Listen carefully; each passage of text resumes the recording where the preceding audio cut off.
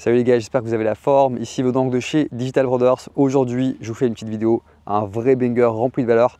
Tout ça en marchant dans un endroit qui est hyper inspirant. Je fais ma petite morning routine, je marche.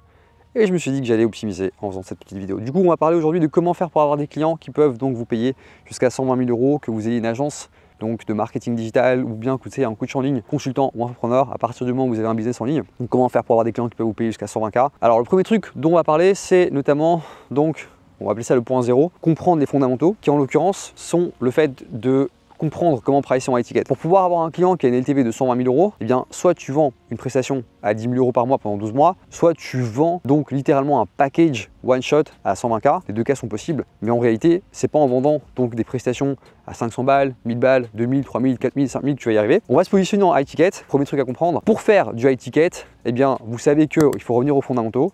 Quand on fait du business, on est payé pour résoudre un problème. D'accord? Et justement, le truc qu'on va faire, c'est qu'on va s'intéresser à un avatar de manière très précise, donc sur une niche de manière très précise, et à un problème de manière très spécifique. Donc pour vous donner un exemple, si vous vendez de la prestation de service, ok, admettons que vous fassiez des sites web, eh bien, ce qu'il faut comprendre, c'est qu'aujourd'hui, si vous vendez des sites web, forcément, c'est une commodité. Ce qui va se passer, c'est que si vous faites une offre à un client, il va juste se dire, ok, ben en fait, j'ai juste comparé le devis ou bien l'offre avec ce que j'ai à côté, d'accord? Donc c'est là qu'on est dans une zone de compétition et en fait en gros on compare des pommes et des pommes et des poires et des poires et finalement c'est celui qui a le prix le moins cher qui gagne. Pareil, si on a un programme de coaching donc en ligne, admettons qu'on soit par exemple un coach en dev perso, j'aide des gens à avoir confiance en eux. En fait, ce que le client va faire, c'est qu'il va se dire ok, c'est qui ce random devant moi? Il vend une presta à 2000 balles. Wow, derrière il y a David Laroche, il y a Max Piccinini, ils vendent des prestations à 1000 balles, ils ont 46 000 témoignages. Pourquoi est-ce que j'irais chez le random en gros? Donc c'est super important de vraiment comprendre ce truc-là. Et pour contourner ça, justement, ce qu'on veut faire, c'est qu'on veut notamment aller taper un segment du marché qui est sous-exploité par nos concurrents. Pour reprendre mon exemple, admettons que donc je vende des sites web. La première question que je vais me poser, c'est pourquoi est-ce qu'un client voudrait un site web? In fine, c'est pour avoir plus de clients. Donc, le fait de faire un site web, c'est une des composantes, un des ingrédients qui permettra au client de résoudre son problème final. Le fait de faire un site web ne résout pas un problème en soi. C'est pas parce que je te fais un site web que tu vas avoir des clients. Il aura beau être super beau.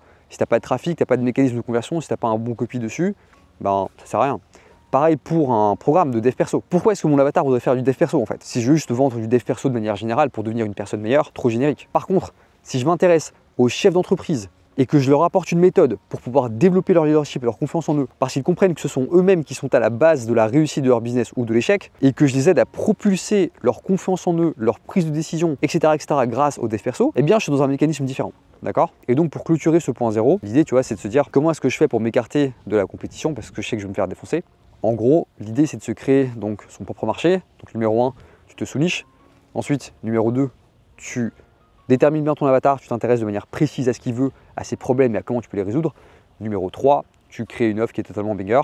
Je ne vais pas m'étaler là-dessus, mais si jamais c'est un truc qui t'intéresse, je pourrais te mettre une vidéo en description sur comment créer une offre qui est complètement banger et comment est-ce qu'on fait avec nos clients pour pouvoir avoir des offres qui leur permettent de facturer notamment plus de 10K par mois. Hey, au passage, j'espère que cette vidéo te plaît et que tu kiffes et que tu as pas mal de valeur. Cette chaîne est toute nouvelle, donc je compte vraiment sur toi pour donner de la force. N'hésite pas à t'abonner et mettre un petit like. Et sache que justement, pour fêter le départ de cette chaîne, ce qu'on est en train de faire, c'est qu'on va mettre en place un concours. Dès qu'on arrive à 5000 abonnés, eh bien, on tirera une personne au sort qui pourra gagner 4 mois d'accompagnement avec mon agence Digital Brothers. Tiens, regarde où je suis arrivé au passage, c'est un vrai banger. Je sais pas si tu vois bien, mais là, tu as les petites villas là, au bord de l'eau. Allez, on continue. Donc du coup, maintenant qu'on a compris qu'il fallait se sous-nicher, avoir un putain d'avatar, une putain d'offre, let's go. Point numéro 1, comment faire notamment pour attirer ce genre de clients, des gens qui peuvent te payer donc 120 000 € par an, que tu vends d'une prestation donc à un tarif défini en one shot, donc 120 000 €, donc une prestation que tu délivres à 120K, ou bien que tu vends un retainer à 10K par mois pendant 12 mois, peu importe. Ce que tu vas comprendre, c'est que dans ce genre de pricing,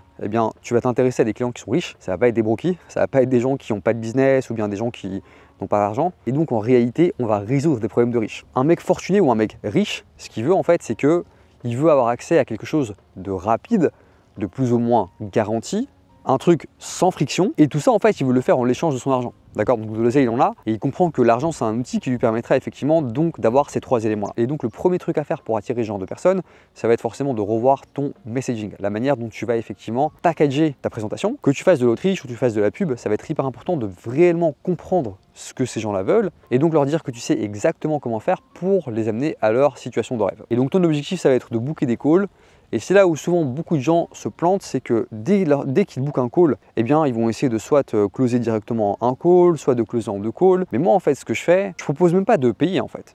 Genre quand le client fait un call avec moi, je fais un premier call un peu genre découverte, on discute machin, on établit la relation.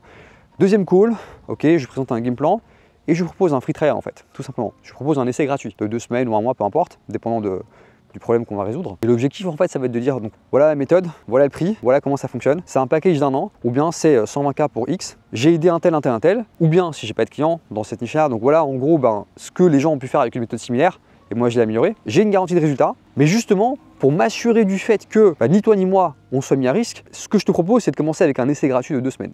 D'accord? C'est toi qui carry le risque en fait. Parce que le mec se dit ok, j'ai le prix, je sais ce que ça vaut, le mec a l'air carré, il a l'air sérieux, il a des témoignages clients, et si t'en as pas, je t'invite à en avoir. C'est un truc qui est game changer, donc le fait d'avoir des témoignages clients, ça vaudrait peut-être le coup, si t'en as pas d'ailleurs, de peut-être faire carrément tes 3 premiers clients 100% gratuitement, tu vois. Et l'objectif, ça va être de déterminer un point d'activation sur les 2 semaines, tu vois. Donc forcément, admettons que je te dise, voilà, donc moi je t'aide à faire de l'acquisition, je sais qu'avec ma méthode, tu peux signer genre 5 clients par mois.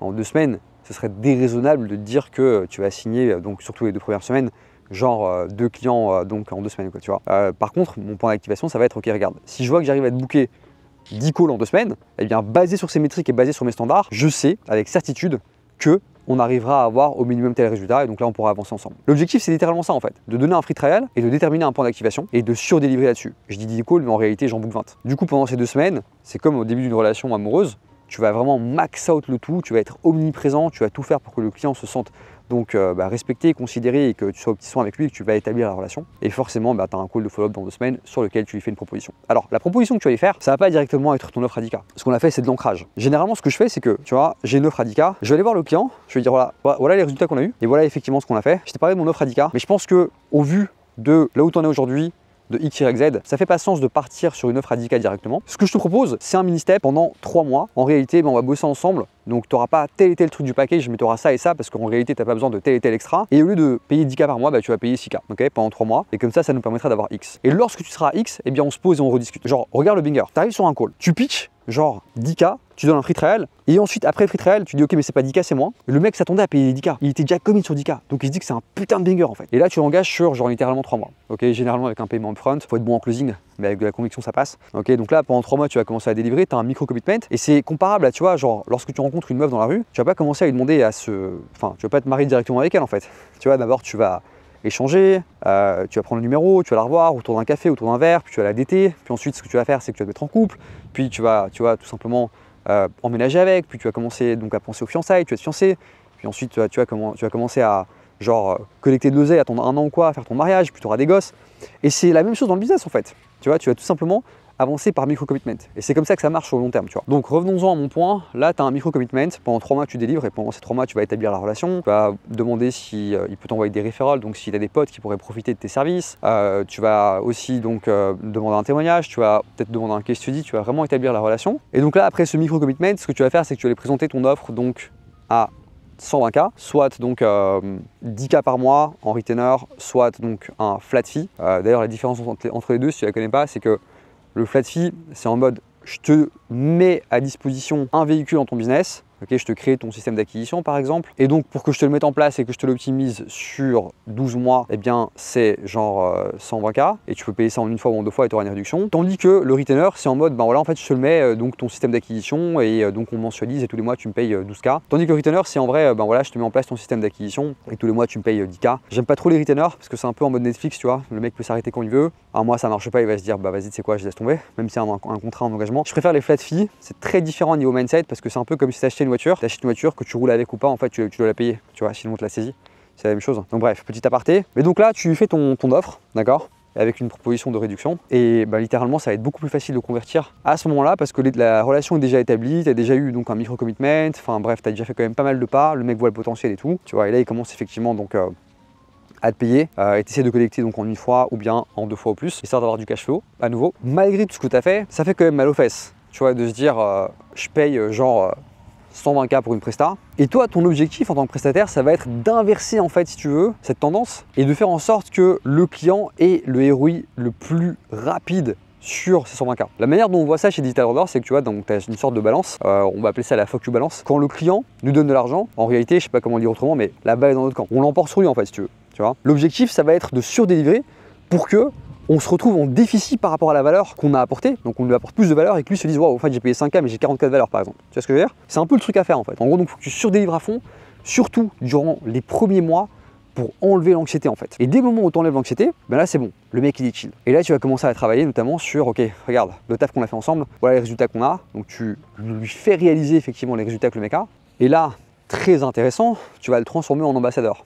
C'est quoi un ambassadeur? C'est un mec qui t'envoie du business, qui t'envoie d'autres clients comme lui, parce que forcément il connaît des confrères qui auraient certainement besoin de tes services. Et en l'échange donc de cet envoi, si quelqu'un signe, eh bien, tu lui donnes simplement 25% de réduction sur son retainer. Et ce que tu lui dis, c'est que dès le moment où il y a quelqu'un qui signe, donc si tu m'envoies quelqu'un et que cette personne signe chez moi, eh bien, je te fais une réduction de 25% sur ton retainer. Autrement dit, tu me ramènes 4 clients qui signent chez moi, eh bien, tu tournes gratuitement à vie. C'est-à-dire que tu ne payes plus tes 10K. Ou bien, si tu t'es fait payer en one shot, tu rajoutes simplement donc du temps de gestion gratuit. Si on considère que la valeur perçue est de 10K par mois, donc par mois de gestion, eh bien tu vas dire voilà, tu as déjà payé les 120K, donc pour un an d'accompagnement, eh bien tu sais quoi, je te rajoute un mois à chaque fois que eh bien tu as tes 4 retainers qui payent en fait. Et donc là, ben, ce qu'il va faire, c'est qu'il va commencer à secouer son réseau parce que c'est quand même assez intéressant et assez agressif. Et si tu te dis ouais, mais en vrai, c'est quoi, c'est pas super intéressant parce que du coup, en vrai, je gagne pas réellement d'argent. Ben en fait, non, peut-être qu'au début tu vois la perte, mais n'oublie pas que tu as dû faire une danse du ventre pour avoir ce client. N'oublie pas que tu as dû commencer par 2 calls, un free trial, puis un petit commitment, puis ensuite tu as dû le signer.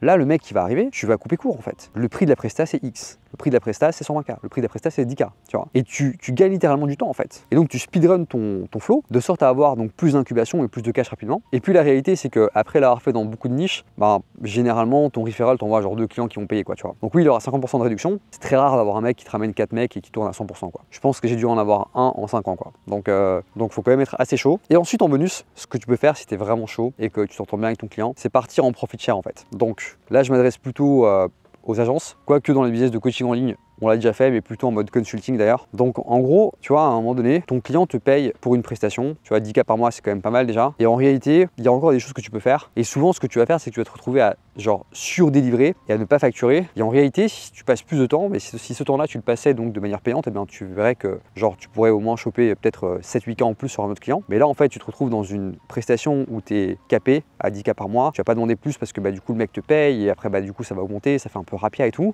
Et donc, tu perds de l'argent et en même temps, ton client, lui, il n'est pas servi du mieux qu'il peut, tu vois. Genre, limite, en fait, il va aller combler ses besoins en allant voir chez d'autres prestataires, tu vois. Ce qui est assez dangereux parce que du coup, en fait, il pourrait te détrôner. Et là, le truc à se dire, en fait, c'est ok. Est-ce que ce serait pas intéressant de partir sur un modèle profit share? Un modèle profit share, c'est quoi? C'est tout simplement un modèle sur lequel tu prends un pourcentage des profits que tu génères ou bien un pourcentage du chiffre d'affaires que tu génères. Le meilleur moyen que j'ai trouvé de faire ça, après avoir expérimenté des modèles où je suis all-in skin de game, où on fait 50-50, où on fait 30-70, où on fait 60-40, machin, etc. Et donc le meilleur moyen de faire ça, c'est tout simplement de se dire, ok, on va déterminer un montant fixe qui sera suffisamment inconfortable pour moi en tant que prestataire, parce que du coup, je pourrais à peine payer mes équipes et ne pas gagner d'argent, mais qui sera hyper confortable pour toi, cher client. Par exemple, au lieu de faire 10K par mois, on va faire 4500 € par mois. Mais en plus de ça, pour être motivé à avoir la dalle, ce qu'on va faire, c'est qu'on va tout simplement déterminer un pourcentage du profit qu'on va prendre. Et donc là, tu peux soit prendre un pourcentage du profit global, soit un pourcentage du CA qu'on va prendre, soit un pourcentage donc du CA sur une bottom line. Ça marche assez bien. Et donc ça, pour te l'expliquer, en gros, on part du postulat que on va prendre les 4 derniers mois de chiffre d'affaires du client, donc la moyenne qu'il a eu, donc admettons qu'il soit à 150 000 € par mois, et on va se dire, ok, tout ce qui excède 150 000 € par mois, on prend 10%. Autrement dit, si je fais 250K, on va faire 250 moins 150, ça fait 100 000, fois 10%, ça fait 10K, plus mes 4500, ça fait 14 500 de facture. Et si j'arrive pas à te scaler, en l'occurrence, je gagne pas grand chose, je reste à 4500. Voilà comment est-ce qu'on fait pour opérer nos agences, comment est-ce qu'on fait aussi pour que nos clients, coachs en ligne, consultants et entrepreneurs, maximisent leur LTV, que la réalité, c'est que le CAC, donc le coût d'acquisition client, lui, va pas baisser. On le voit déjà là en janvier, on compare janvier 2025 et janvier 2024, il y a une hausse de genre 17%, alors que le mois n'est même pas terminé.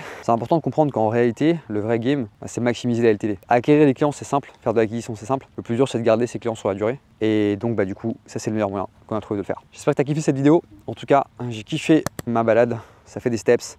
La vue est insane. Je kiffe à fond. Très très beau l'Arabie Saoudite. Et donc voilà, je te ferai peut-être un autre format du style. Je te dis à très vite. Ciao, ciao.